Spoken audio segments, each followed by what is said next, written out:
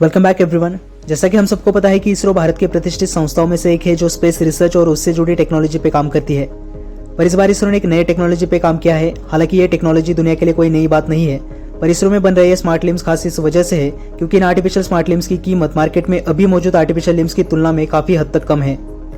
तो चलिए इस वीडियो के थ्रू इसरो में बन रहे इन आर्टिफिशियल स्मार्ट लिम्स के बारे में शॉर्ट में जानते हैं। इसरो ने एक आर्टिफिशियल स्मार्ट लिम्ब विकसित किया है जो विकलांग लोगों को एक आरामदायक चाल के साथ चलने में मदद कर सकता है। यह आर्टिफिशियल अंग स्पेस टेक्नोलॉजी से एक स्पिन ऑफ है जिसे जल्द ही कमर्शियल यूज के लिए मैन्युफैक्चर किया जा सकता है। इस नई स्मार्ट टेक्नोलॉजी को micro processor control needs MPK कहा जाता है, जो निष्क्रिय अंगों वाले लोग जो कि माइक्रो प्रोसेसर का उपयोग नहीं करते उनकी तुलना में जिन व्यक्तियों को अंग नहीं है उनके लिए विस्तारित क्षमताओं को प्रदान करता है। अगर हम इसके वजन की बात करें तो यह स्मार्ट लिम्ब लगभग 1.6 किलोग्राम का है।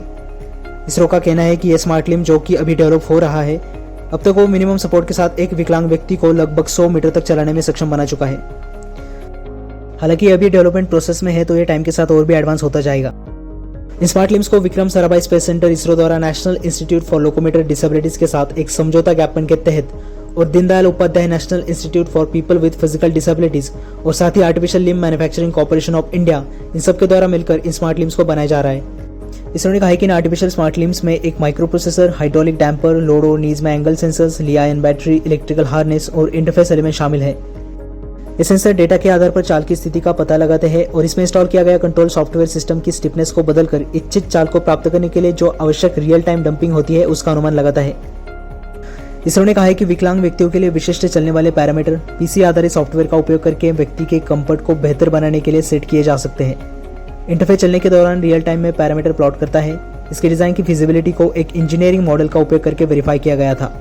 इस आर्टिफिशियल लिम्ब के कंसेप्ट मॉडल का प्रमाण एक एल्यूमिनियम नी केस, एक सोलेनॉइड वेल्व बेस्ड डैम्पर और एक 6 एक्सिस लोड सेल में डेवलप किया गया था, जो बाद में DC मोटर आधारित damper, spool position sensor, pylon integrated load cell, mini control electronics और अगले फेज में पैरामीटर ट्यूनिंग के लिए एक ग्राफिकल यूजर इंटरफेस इनमें यूज किया गया था। वॉकिंग ट्रायल्स आयोजित करने के लिए जॉइंट प्रोजेक्ट मॉनिटरिंग कमेटी से मंजूरी प्राप्त करने के बाद इसरो ने एक अपंग व्यक्ति के साथ इस टेक्नोलॉजी का परीक्षण किया था।